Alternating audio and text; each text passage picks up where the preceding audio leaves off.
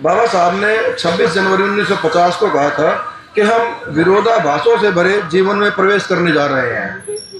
राजनीति में हमारे पास समानता होगी, लेकिन सामाजिक और आर्थिक जीवन में असमानता बनी रहेगी।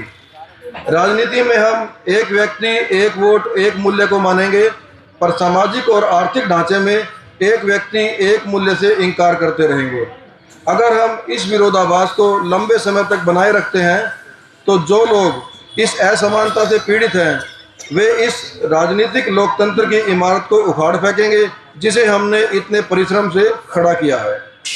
ये डॉक्टर भीमराव अंबेडकर ने 1950 में समझ लिया था, और आज ये लगता है कि या तो इस तंत्र में कोई गड़बड़ थी या इन घड़ों में कोई गड़बड़ है कि जिन लोगों ने इसको लिखा, जो संविधान की किताब है, उसके पहले पेज पे लिख दिया कि सबके पास समानता का अधिकार होगा, ये धर्मनिरपेक्ष देश होगा। लेकिन पता नहीं किस तरीके से कुछ ऐसे लोग सत्ता तक पहुंच गए, तंत्र पे कब्जा कर लिया उन्होंने, कि वो संविधान के पहले पेज को ही मानने के लिए तैयार नहीं है। असल बात यह है, गणतंत्र का मतलब तो देखने की बात यह है कि गण में गड़बड़ है या तंत्र में गड़बड़ है। मैं बार बार देखता हूं, मुझे तंत्र में कोई बहुत ज्यादा गड़बड़ नहीं लगती है, उस तंत्र पे जिन लोगों ने कब्जा कर लिया है उनमें गड़बड़ लगती है।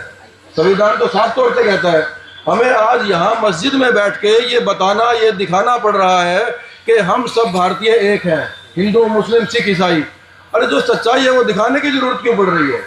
लेकिन दिखाना पड़ रहा है क्योंकि तंत्र पे काबिज लोग ये बताने का प्रयास कर रहे हैं मीडिया से, घटनाओं से, अपने क्रियाकलापों से, कि इस देश में सभी लोग एक नहीं है।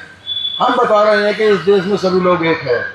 तो मैं तो यही मानता हूं कि जीत इसी में होगी कि ये गणतंत्र दिवस इसी तरह से 2029 में भी बने, 2050 में भी बने, 2100 में भी बने, क्योंकि उन लोगों की जो पूरी साजिश है वो इस गणतंत्र पे ही चोट करने की साजिश है।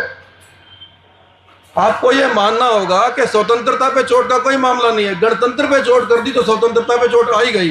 तो गणतंत्र, राहत इंदौरी साहब की लाइन है कि सभी का खून है इस वतन की मिट्टी में, किसी के बाप का हिंदुस्तान थोड़ी है।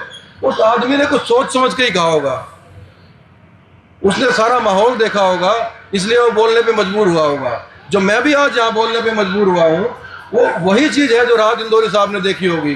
तो देखना ये है कि इस गण को, इस तंत्र को बचाना है। गण की जिम्मेवारी है कि वो इस तंत्र को बचा पाए। धन्यवाद।